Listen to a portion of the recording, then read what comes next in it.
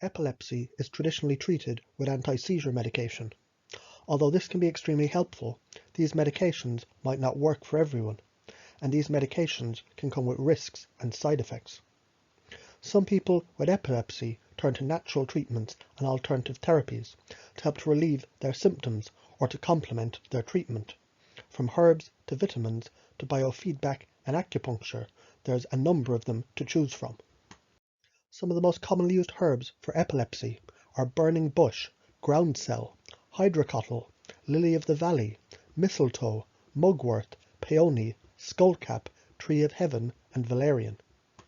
According to a 2003 study, a handful of herbal remedies used in traditional Chinese, Japanese, Kampo, and Indian Ayurveda have been shown to have anticonvulsant effects. Still, there's no randomized blind controlled studies to support their effects. Certain vitamins can help to reduce the number of seizures caused by some types of epilepsy, but keep in mind vitamins alone don't work. They may help some medication to work more effectively or to reduce the necessary dose. Like vitamin B6, this is used to treat a rare form of epilepsy known as pyridoxine-dependent seizures. This type of epilepsy usually develops in the womb or soon after birth.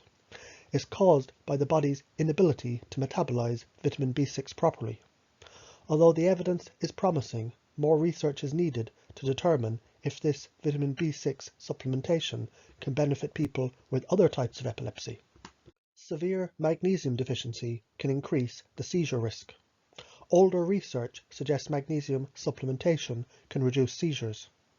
Most people are deficient in magnesium, and a 2012 hypothesis published in Epilepsy Research supports the theory of supplementing with magnesium. Some people with epilepsy may have a vitamin E deficiency. A 2016 study found that vitamin E increases antioxidant abilities. This research also suggests it helps to decrease seizures in people with epilepsy whose symptoms aren't controlled by conventional drugs.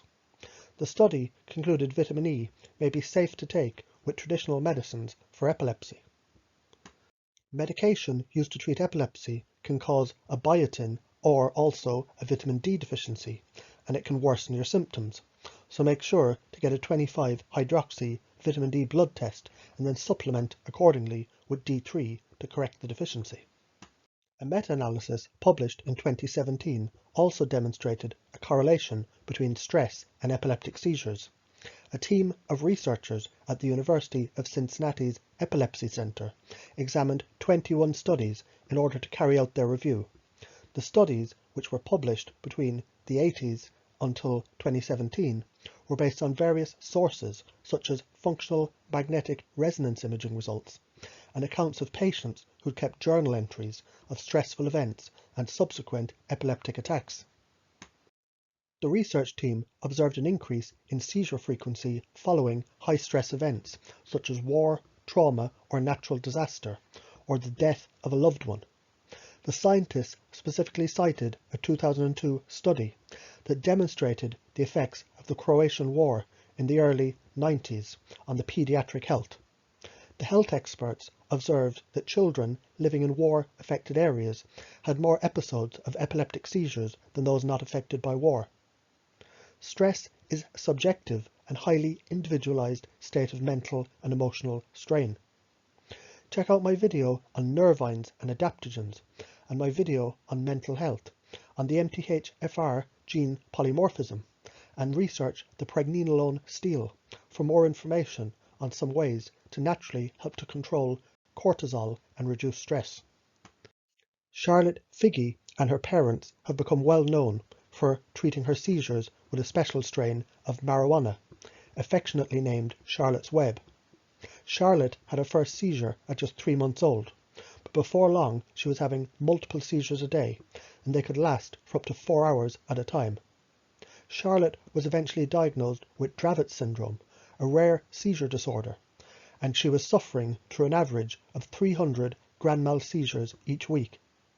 All medication seemed to have failed her, and eventually the family ran out of options, except for medical marijuana. After just a few doses of the cannabis oil derived from a high CBD, low THC plant, it became clear that the treatment was working. At 6 years old, Charlotte was down to just 2 or 3 seizures per month and was making great strides all around, and her story has inspired many others to believe that cannabis could be the cure that they've been hoping for. There was a boy, Jaden David, who had 22 different pharmaceutical drugs and still experienced seizures. One day he even had 500 seizures. His father gave him cannabis oil and was able to successfully not only control his seizures, but also take him off the 22 prescription drugs. A recent scientific review of cannabidiol, a major constituent of the cannabis plant that's commonly referred to as CBD, found that this powerful cannabinoid actually works better than pharmaceuticals at keeping epilepsy under control, though how it does this is still unknown. Hemp-derived CBD is now legal in many countries. However, it can still be very expensive when you take into account that doses for seizure control can range from 200 milligrams up to 1000 milligrams per day. A pure CBD crystal extract from a wholesale shop would be recommended, as many tinctures only contain tiny doses of CBD and are massively overpriced.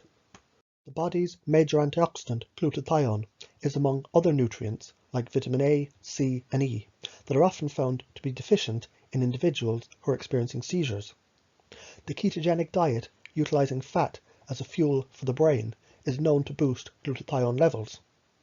Some other ways to increase glutathione are by taking N-acetylcysteine at 500 milligrams 3 times per day, ensuring that you have an adequate supply of selenium, which is 200 micrograms per day, or 3 Brazil nuts.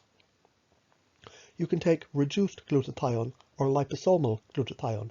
However, a new form, S-acetylglutathione, when dosed at 200 milligrams per day, was shown to be as effective as 1000 milligrams of IV glutathione, or in other words, around $40 worth of the S-acetylglutathione was shown to be as effective as around $4,000 worth of IV glutathione. Also, if your body is under toxic exposure, for example from mercury amalgam dental fillings, you can have depleted glutathione levels. Therefore, it would be advised to have these removed. 500 milligrams per day of vitamin C and 600 milligrams twice per day of alpha-lipoic acid has been shown to enhance glutathione recycling in the body. Therefore, it would be advisable to also consume this. Melatonin, a powerful antioxidant, is also synergistic with glutathione, vitamin C, and the other antioxidants. Traditional herbalists consider Lobelia to be one of the most powerful and useful herbs on the planet, and it's used in a variety of herbal formulas. It's an adaptogen, or a thinking herb, meaning that it will take the beneficial phytochemicals in other herbs and it will then place them into the body where they're needed. Lobelia is one of the best herbs for removing congestion, whether in the respiratory tract or in the central nervous system, and it's also an effective detoxifying herb. Scientists currently seem excited about the possibility of Lobelia for epilepsy. In July 2012, the Asian Pacific Journal of Tropical Biomedicine published a clinical study involving Lobelia in epileptic mice.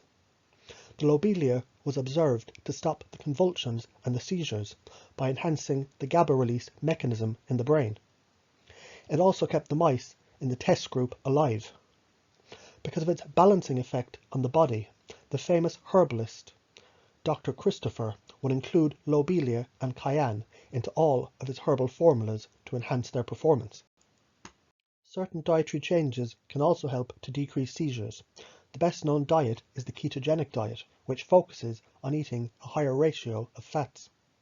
The Ketogenic Diet is considered a low-carb, low-protein diet. This sort of eating pattern is thought to help to decrease the seizure, although doctors don't exactly know why. Children with epilepsy are often put on ketogenic diets. Many people find the restrictions challenging. Still, this type of diet might complement other treatment measures to help to reduce the seizures. In 2002, Johns Hopkins Medicine created a modified Atkins diet as a low-carb, high-fat alternative to the ketogenic diet for adults with epilepsy. The organization indicates that recent studies show the diet lowers seizures in almost half of those who try it. No fasting or counting calories is required. A decrease in seizures is often seen in just a few months. If on a ketogenic diet, which can be lacking in antioxidants, make sure that you take some antioxidant supplements, as a lack of these antioxidants can be related to cognitive decline. Check out my videos on antioxidants, anti-inflammatories, and autoimmune disease for more information about this. Some people with epilepsy try to control their brain activity to reduce the rate of seizures. The theory is if you can detect the symptoms of an impeding seizure, you may be able to stop it. Many people with epilepsy experience aura symptoms about 20 minutes before a seizure occurs. They may notice unusual smells, see strange lights, or have blurry vision. They may feel the symptoms for several days leading up to the event. These symptoms could include anxiety, depression, fatigue, or bad headaches. Self-control methods are used to prevent or decrease the intensity of the seizure once it arrives. There are several techniques, all of which require good concentration and focus. Examples are meditation, walking, immersing yourself into a task, sniffing a strong odor, literally telling the seizure no. The problem with these methods is there isn't a single technique to stop a seizure, and there isn't a guarantee that any of them will work every time. Another approach involves biofeedback. Like self-control measures, the purpose of the process is to take control of your brain's activity. Biofeedback utilizes electrical sensors to alter the brainwaves. At least one study has found biofeedback significantly reduced seizures in people with epilepsy who couldn't manage their symptoms with conventional drugs.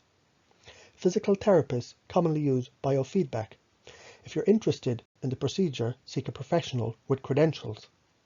It may be difficult to manage the condition with self-control and biofeedback alone. Both procedures require time, persistence, and consistency to master. If you decide to go this route, be patient. Don't reduce or stop taking any prescribed medicine without your doctor's approval. Acupuncture and chiropractic treatments are sometimes considered alternatives to conventional epilepsy treatment. The exact way that acupuncture helps isn't understood, but the ancient Chinese practice is used to help to ease chronic pain and other medical issues. It's thought that by placing the fine needles in specific parts of the body, the practitioner helps the body to heal itself. Acupuncture may change the brain activity to reduce the seizures. One hypothesis is the acupuncture may keep the epilepsy in check by increasing parasympathetic tone and changing autonomic dysfunction. The practice sounds good in theory, but there isn't scientific evidence to prove that acupuncture is effective for epilepsy. Spinal manipulations in chiropractic care may also help the body to heal itself. Some chiropractors use specific manipulations to help to control seizures on a regular basis. Like acupuncture, chiropractic care isn't widely viewed as an effective form of epilepsy treatment. Findings strongly suggest that the use of coenzyme Q10 ubiquinol can be considered a safe and effective adjuvant to phenytoin therapy in epilepsy, both to ameliorate the seizure severity and to protect against the seizure-induced oxidative damage by reducing the cognitive impairment and the oxidative stress that's associated with the chronic use of phenytoin. Doses of ubiquinol can range from 100 to 400 milligrams per day. Recent evidence strongly suggests resveratrol acts as an anticonvulsant agent, and it could be a very effective method for reducing damage in the neural tissues and even for preventing seizure development in coadjuvant anti-epileptic therapy. Typical doses are 500 to 1000 milligrams per day in the form of trans-resveratrol. Curcumin. This molecule has anti-seizure potential in pre-clinical studies, including chemical and electrical models of acute and chronic epilepsy. Curcumin also possesses an anti-eleptogenic activity, as it reduces spontaneous recurrent seizure severity in a kainate model of temporal lobe epilepsy. Typical doses range from 1 to 5 grams per day.